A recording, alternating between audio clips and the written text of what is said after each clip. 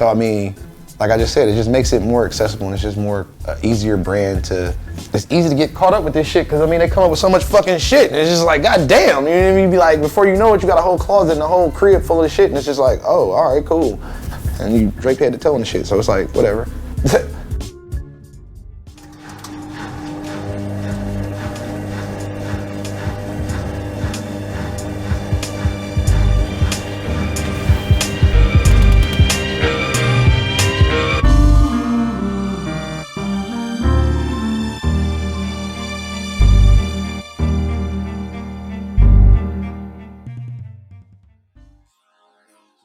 When people are first introduced to the resale market, prices appear insanely high. But like any marketplace, the prices are what they are for a reason. To know what sells and to know what to buy from Supreme is just, you have to gain like the feel for the market. You have to understand after like a few years like what to hold on to, what will go up, what will go down in value. It's really something you can only learn over time. I choose what to buy. Some of it's on instinct, but a lot of it is just on the hype in the market. You know, you got a company like Supreme that'll put out leaked pictures of an item or a collaboration that's about to come out, and based on how the market acts toward that collaboration is how I know whether or not it's a good item to buy. At least for me, it's hard to know every week, or at least when the preview drops, I always look through the pictures 100 times and see for myself what items can potentially sell. With shoes, it can sometimes be tougher, but with Supreme, there's usually like items that like, because everyone talks about them, like there's just certain items like you know will like sell out immediately. Like anything, the box logo tee, box logo hoodie. Box logo t-shirt is probably one of the most coveted items in Supreme, period. Either the hoodies or the t-shirts, and they always sell out. So that's a no-brainer. You buy it and you know that you're gonna make some sort of profit. The box logo's coming out, you know, and this only happens once a year. So you just gotta get it, you have to. I don't know, it's just like everybody loves it. It's got like just like such a clean design, just like a simple box, white t-shirt, like you can't go wrong wearing it. And why is this shirt so special? Because it's Supreme. Like, everybody loves it. I'm not a huge Yankee fan, but I'm just gonna get the t-shirt, this box logo. Even though you see it everywhere, Supreme's box logo isn't exactly original. The white feature typeface on a red background was directly inspired by the work of American artist Barbara Kruger. She never spoke on the connection until 2013, when former Complex editor Foster Kamer reached out about it. Kruger responded with a blunt statement calling Supreme a ridiculous clusterfuck of totally uncool jokers. There's an upcoming Thrasher collab. Nobody's reposting pictures of the Thrasher collab. There's no buzz on that Thrasher collab. I may take pre-orders on it. If a specific customer wants that item, I'll go out my way to get that item for them. But that's not something I'll just go out and willingly buy on my own, hoping to do good for it on the aftermarket. Something like that Yankees collab or something like a North Face collab, they have a lot of hype behind them. You got a lot of people reposting pictures. You got a lot of buzz about it. You hit that Twitter hashtag or that Instagram hashtag, and there's thousands of reposts about it. You know, so a lot of that helps me decide on what I'm gonna put my money into. Over the years, to learn how to price things. Not all the time has been, you don't make profits from everything. Sometimes you lose, sometimes you win. But I try to like price it fairly, at least from what I have noticed. I mean, I try to sell my items for double retail, just because sometimes you'll get a shirt, for instance, it's 50 retail, I'll sell for 100, 110. Hoodies always double retail, you know? Most people who do consignment shops are either taking 15 to 20% for their stuff, but because hats and t-shirts and other things are much cheaper, we take a lower cut, because if we took a larger cut, essentially the seller wouldn't be making any profit. So we charge anywhere between 10 to 15% depending on what you're bringing to us. So they name their price and we take our cut after that. And for our own stuff, we base it off market value. Supreme convention is basically Sol for sneaker, Preme for Supreme, which also then stands for just any other kind of like hype clothing that you could resell, like HBA. And basically, we announce a convention 2 months in advance, and you could buy a table for $65 to $100. It depends on like where the event location is. We try and sell like 60 tables, depending on where it is. We've gotten bigger over the past 3 conventions. And then we sell tickets for around $15, $20. They started at $10, but more and more people, just like more and more people are getting into Supreme, like more and more people want to come to the conventions. So the last one, we had like 700 people. I always don't want to be near like the highest listings for the kids who are willing to let their items sit on eBay for months, but I also don't want to be people who just like want to just unload their stuff and are worried about selling it. So I look at what's sold, I look at what's not sold, and I just always seem to work out a price that works, and it usually gets done. I mean, you check eBay, but the items are so high that it's not even reasonable.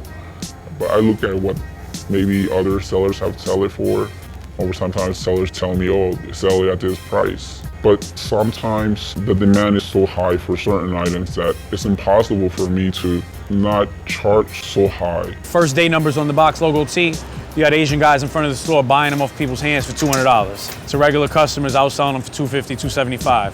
I've seen them as high as $300 already. The premium, I feel, isn't gonna be much more than that. It might go to $350, $400, but then there's always those random guys that are willing to pay really ridiculous prices for buying from a very specific seller. This guy, New York & Co., will sell a sneaker. He sold a Yeezy Boost. Kanye even rapped about it. Not a Boost, a Yeezy, a Red October. 20 G's for the Yeezy on the eBay. I don't have a guy for that, but they have guys for that. So how do you build that credibility? Oh, I'm trying. You know, I'm here, I'm selling. I don't rape nobody. I don't take nobody's money and don't deliver goods. You know, there's a lot of trust involved in these things. You know, a lot of my transactions are straight through PayPal. You know, I can get a guy and take his $1,000 and never send him nothing and shut my PayPal down. That only leaves me $1,000 up. You know, my PayPal is more valuable to me than Zoeing somebody, a specific customer, you know? Reselling has respect issues to it. You know, not everyone can resell. Not only you're making money off someone, but you're doing it the right way. You're not doing it like a grimy, you know, jerk off in the street who knows they're making money. You gotta be humble about it. That's how you run a business. It's not for everyone. Everyone can try to be a reseller, but not everyone's going to be a reseller. You know, you got guys out here reselling stuff that are selling it for extremely under market because they just need to get that dollar back. And I understand niggas is broke. I'm broke. I'm poor as fuck, B. Dead ass. I live in the hood. I got plastic covers on my couches. I don't got no money. Poor. But, you know, I won't sit there and take something that's on the market doing $200, $300 and sell it on the market for $10 over the fucking retail just because I need that money I spent on it back. I'd rather sell it to another guy that's gonna make that dollar back. Resellers where they'll just want to get their t-shirt for free, so they'll pick up a hat to sell. You know, there's resellers that'll pick up 20, 30, 40 shirts and hold them. These fucked up resellers will fuck up the market. You know, they need their money back immediately. They thought they were gonna be able to sell it for the high, and then they'll start posting it for the low. And now you got people that saw that they sold it for the low, and it devalues the product in general, bringing the market down in general. You got some resellers that actually just make the shit more available after the fact. In the Supreme community, sometimes, like I say, you have to be sort of a collector first because you have to appreciate sometimes the items. And sometimes people do appreciate the items a year or 2 years ahead. So sometimes you gotta maybe hold on to items. A lot of kids try to sell at the same time. And the market is flooded with items that release the same week. We don't have how much stock the Supreme carries. So it's a gamble for everyone, but at least for me, I try not to get items and sell them immediately. Generally, the guys that are in it for the long haul have more capital to play with. You know, I know guys that hoarded the box logo t-shirts. They got 20 box logo t-shirts sitting in the house and they're not planning on selling anytime soon. They can make maximized profit over 6 months. You know, there's resellers who will just take anything they can get and make $10, $15, $20 off of it. And then you got guys like me that it's more about the quick flip. You know, I can't afford to sit on something. I don't got the money, I'm poor. I need my money back and I need my profit back ASAP, you know, next day if possible. Like straight up, it's basically a poor man's come up in the sense that basically it's affordable, it's accessible. If you got the dedication to access the rarer pieces, and it has a high demand, so therefore you can make money off of it. Whether reselling part-time or full-time, Supreme's wild popularity guarantees there's money to be made. I think it's like a fun cycle almost. Like you're making money, you're getting clothes you like, Jordans, Supreme, and then you're investing more money into more product that you'll sell in the future, and I think it's just part of the culture and it's fun. Since I started reselling, I've made a little over 5K probably. Since I've started reselling, I've made around $4,000. You know, I'm up pretty good for the year. I'm doing well. It was the first year I decided to settle down and like really just do the math and see if reselling was worth it. you know, as opposed to having a regular job. And I'm actually taking numbers for the year, and I'm up 17,000 for the year. So the conventions, each one I've profited. Like the first one I made around $7,000, and the second one was about the same, and then the third one I made like $10,000. We've probably sold like 30, 40, maybe $50,000 of stuff in the past few months. But in terms of profit, I have no idea. I haven't checked in a while. I don't really want to say how much I made because I don't, like I said, it's not really about the profits or how much I made. It's more about, for me it's an experience. Even if you get shitted on by the fucking staff at the store, at least you're not selling drugs and going to jail.